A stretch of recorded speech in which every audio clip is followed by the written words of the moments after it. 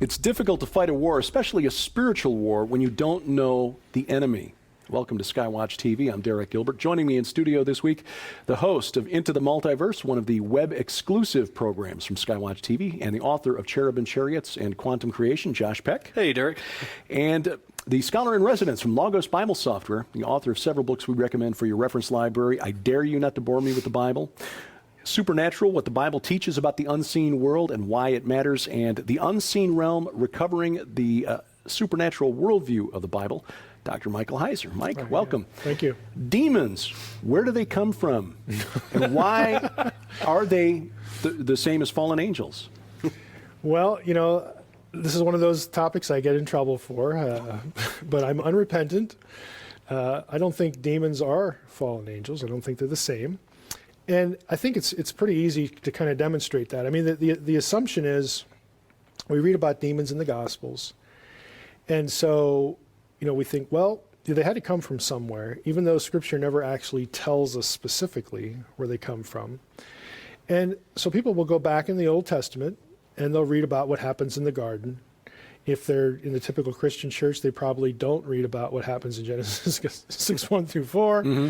And who knows what they're thinking of when they get to the Babel story. But so they tend to gravitate toward Genesis 3, and they assume, okay, well, if you have, you know, the serpent here, and he's a bad guy, and we have demons plural in the New Testament, they must have all rebelled at the same time, or he's the leader and took a bunch with him. And there isn't a single biblical passage that teaches any of that. Mm-hmm. And people are shocked when you actually say that. And they'll think, well, what about the third of the angels thing? And well, if you go look that up in Revelation 12, it's the only place that language is used. Mm-hmm. That's associated with the first coming of Jesus. Right, right. So it didn't happen until his birth. Not creation. Mm-hmm. You know, you have this war in heaven over the coming of the Messiah and all that stuff, which is, you know, pretty important. Mm-hmm. When it comes to the whole battle of good and evil. Is the Messiah going to be here or not? You know, is he going to survive or not? And trying to kill him off and whatnot.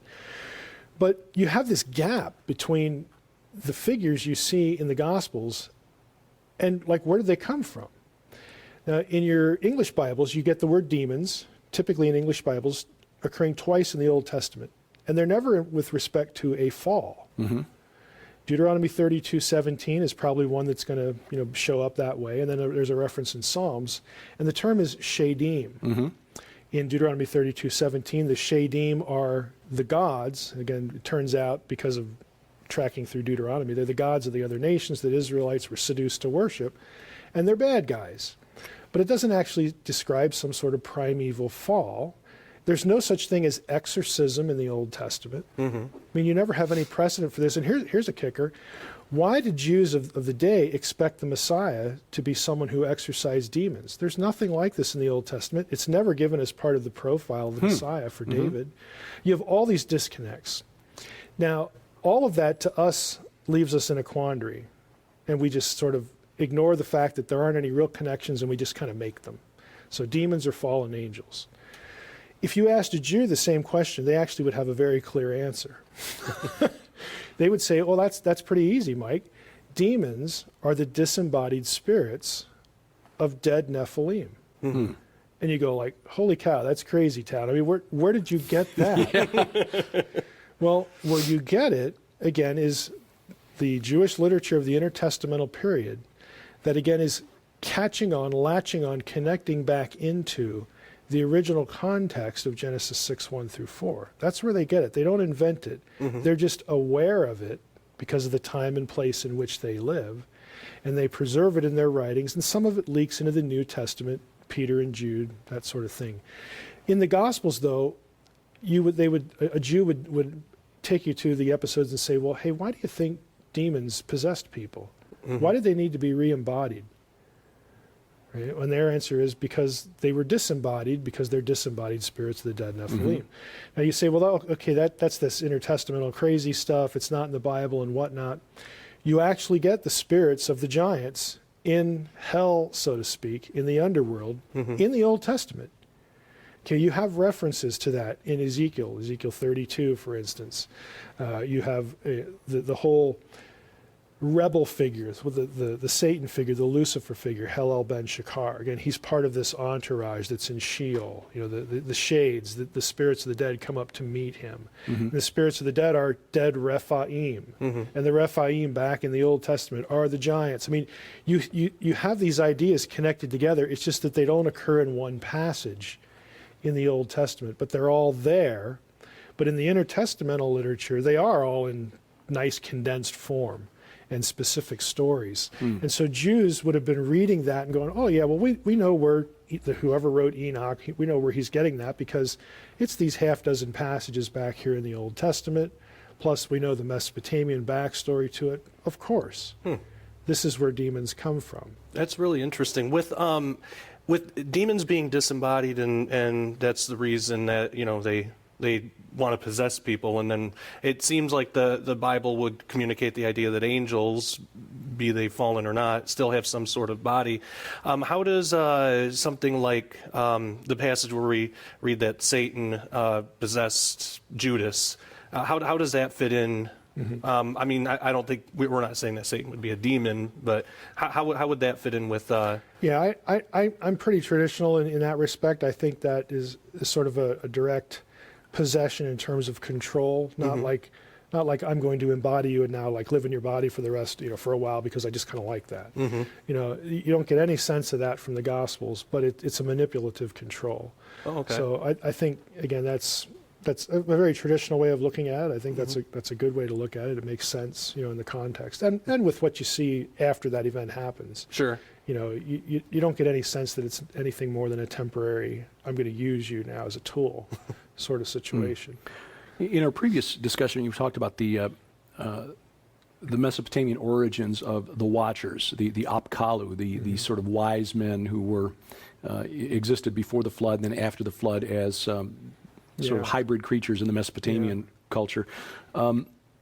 What sort of Mesopotamian literature origin deals with demons? What do we know about demons from those sources? Yeah, there's actually a lot of it. There are whole bodies of literature that deal with exorcism and possession. Okay, so exorcism wasn't something that was developed by the Hebrews after the flood. It was something that existed in Mesopotamia, going back prior to the God calling out Abram and creating a new nation. You have a variety of rituals to deal with, again, what scholars would loosely call witchcraft, and what they mean by that is either positive spellcraft to get rid of a demonic entity. In other words, what do we do in response to what we think is demonization? Or, again, something even more extreme, like how do you get rid of them in a more permanent way? There's all sorts of speculative texts about that, and ceremonies and incantations. You actually get a lot of it. Because, again, put yourself in the context. For instance, stillborn babies. In Mesopotamia, that tragedy was not treated as a medical problem. They don't know about SIDS, they don't know about X number of things, but to them they associated that with any number of night demons. Lilith would be one of them. It goes all the way back into Mesopotamia, but the night demons come and steal the children away, steal the lives of the children, and so on. So to cure that problem or protect the child, they would naturally consult not with medical doctors. They would go to scribes. They would go to the experts, the knowledge experts, the content experts, and say, hey, what do we do? And they're the ones, again, who are supposed to have inherited divine knowledge, again, from the Apkallu or from some other divine source. And they're the ones that are supposed to be, and they did, write out ritual text. Okay, here's what you do. Here's what you pray. Here's what you say. Here's this thing that you put in your house. Again, to protect you, from the night demon if you have a new child or something like that. So there's just a ton of it, whole genre, in fact, of that kind of literature. It's interesting because there's such a contrast between that and the example that Jesus shows of dealing with demons in the New Testament. He never appeals to any incantation. He never quotes a higher power. He never asks permission. It's just get lost. Yeah. No, literally. And Jews did that. There are these passages in the Gospels and the Epistles about this or that Jew trying to cast out a demon and whatnot. And the question arises, well, what would they have been doing? Like, and why couldn't the disciples do it over here? And why does Jesus have to correct them and say, well, you need to pray and fast and whatnot? And the answer is, within Judaism itself, there was a lot of the same kind of literature. Again, things that you should do to try to cast out a demon, renunciation texts, and a lot of this stuff has been preserved. And Jesus is like, look, fellas, you don't need that stuff. You're aligned with me. I'm giving you authority, over these demons. The problem is you're just not prepared. You're not dependent on me. So that's why you need to pray and fast, because I have given you the authority here to do this. And I'm your example. Jesus never does anything that a standard exorcist did other than get rid of a demon. I mean, just get out of here. That's pretty much it. I don't need to appeal to a higher authority because there ain't one. I am the higher authority. In fact, it almost reminded me of the rituals that spiritists will use on these ghost hunter shows to try to cleanse a house of negative energy or something. The same kind of thing. I should say, I work with some people who, on my podcast, we don't use their real names. Fern and Audrey are the names we use for them, and they work with people who've been ritually traumatized, either satanic ritual abuse or some other form of abuse. And their method, they don't use prayers of renunciation. They don't do deliverance ministry. In fact, they come out of deliverance ministry. Because they have found that when you try to do things that way and it doesn't work, then the victim, what they would call the survivor, is left to conclude, I did something else wrong. This would have worked, but I made a mistake again. Or, the blame comes back to them. What they actually do is, the best way I can put it is, they speak truth to lies. And we don't really care what the source of the lie is. We don't care if it's an entity. We don't care if it's a person. We don't care if it's somebody possessed or in their right mind who's just evil, who has convinced you that you deserve to have this happen to you, or that God has abandoned you, or that God wanted you, to go through this. You need to stop believing lies. And they actually use theology. And it's not just quoting, a concept. Right, it's not just quoting verses.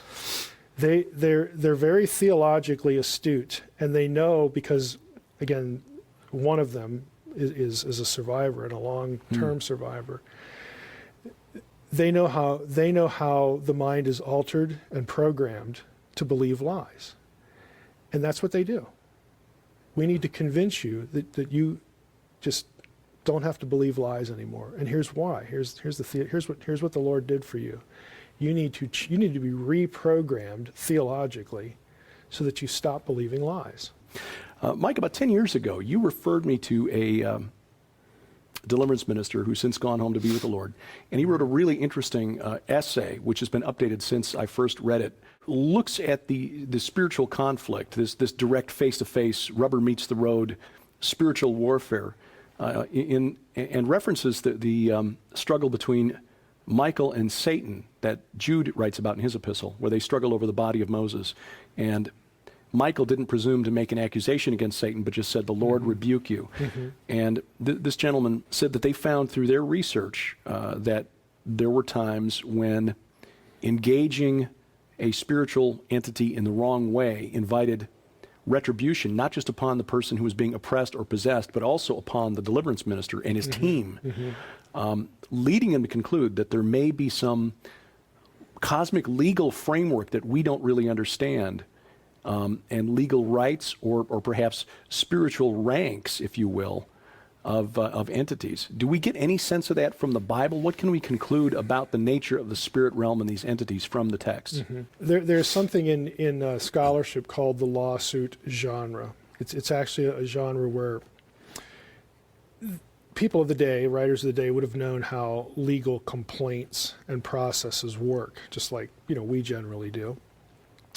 And the prophets especially, but you'll also see it in wisdom literature and in New Testament as well.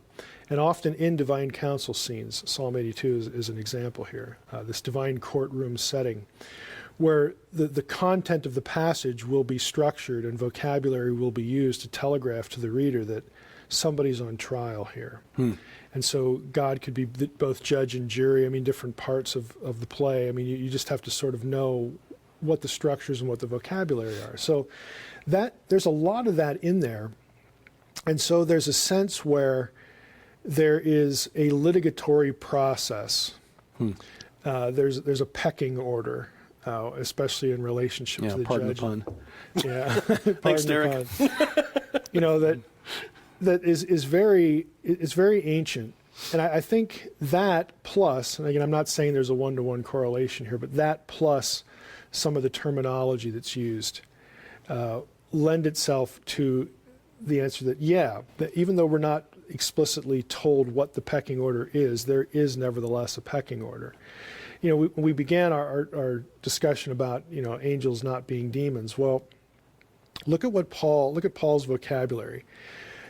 One of the two, you know, Old Testament references to demon was Deuteronomy 32:17. Paul quotes that passage in 1 Corinthians 10:21 and 22 about, you know, be careful that you don't eat the meat sacrificed to idols because you don't want to be in fellowship with demons. Okay, he's quoting, through that passage, he's quoting Deuteronomy 32 in several places. So Paul does talk about demons, but look at the rest of his vocabulary.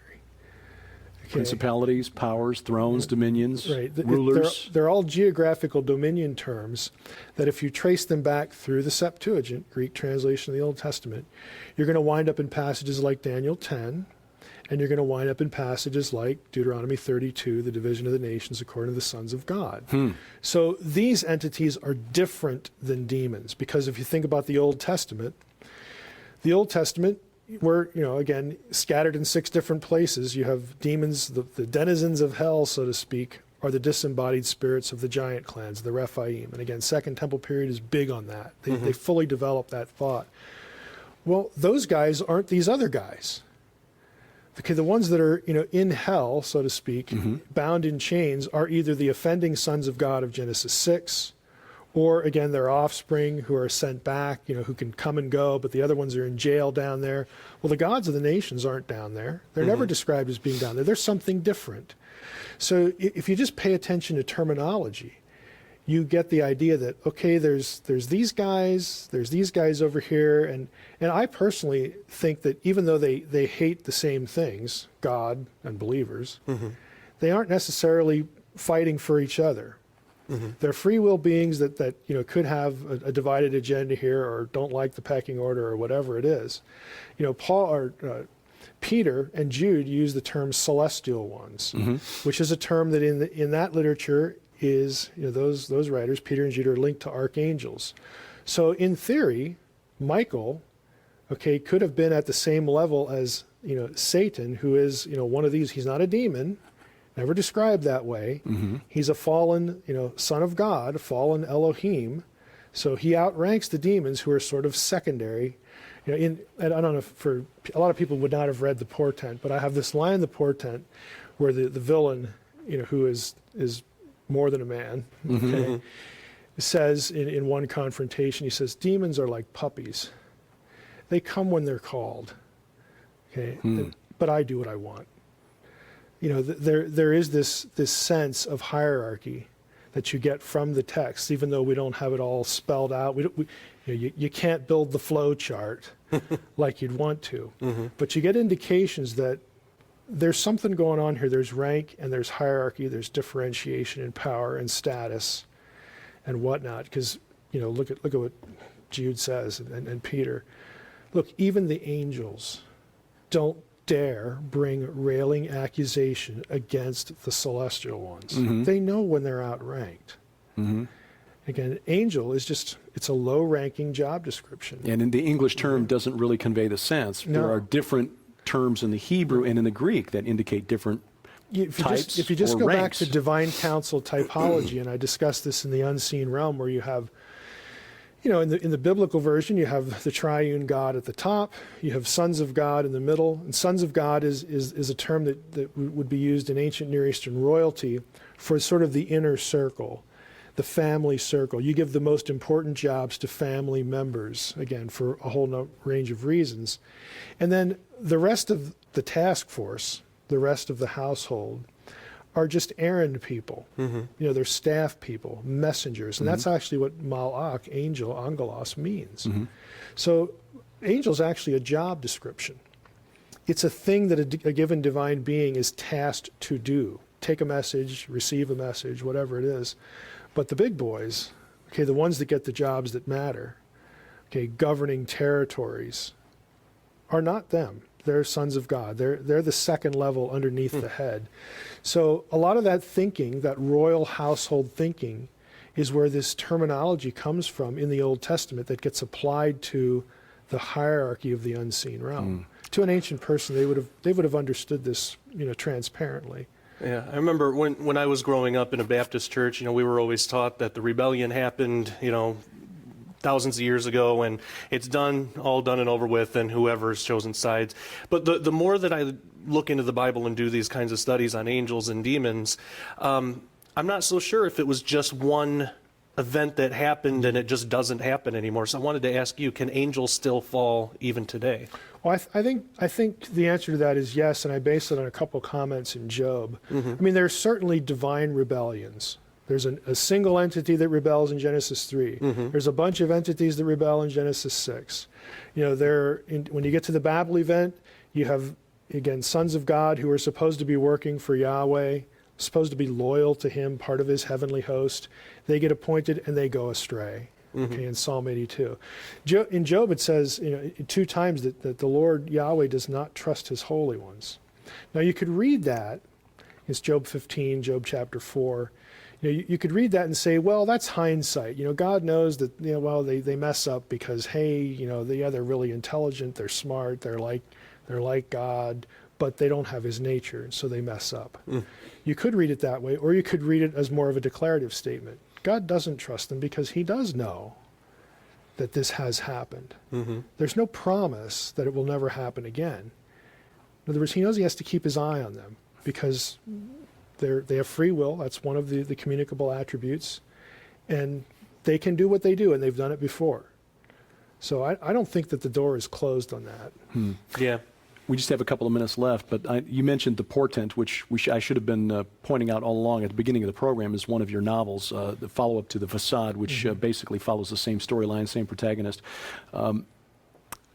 You mentioned Fern and Audrey, and they were guests on the Naked Bible podcast some time back, and they described an incident, and again, with just a couple of minutes to go, where they encountered a high-level spiritual entity, and it was not as easy to remove as the ones that they had encountered in the past.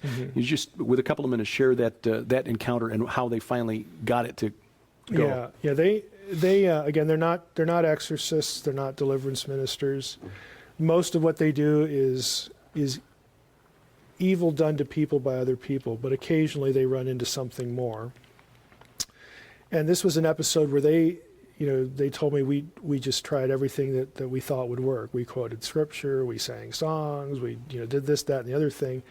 And she said finally it or he started to act out, like, are we in trouble here? Or is something going to happen to us? They felt that they were really in harm's way. And so they literally used the language, of Jude and said, "The Lord rebuke you, watcher." They instead of a celestial one, which is the Jude language, they swapped in watcher because she said that's all I could think of, and that line is from the book. Right. There's a critical scene. There's a scene in the book where there's someone who is absolutely defenseless because they're a quadriplegic in the book, but this guy is sort of the spiritual center, and he dispatches. I mean, he's totally dependent on God because he's got nothing else. And he says, "I know who you are. I've seen your kind before. Lord rebuke you. Watcher." And he names him, and that was just it. Fern and Audrey said he just threw a fit and sat down. Yeah, and that was that. Yeah. Wow. Yeah. Greater is he that is in you than he that is in the world, but don't underestimate and don't ever try to engage on your own power.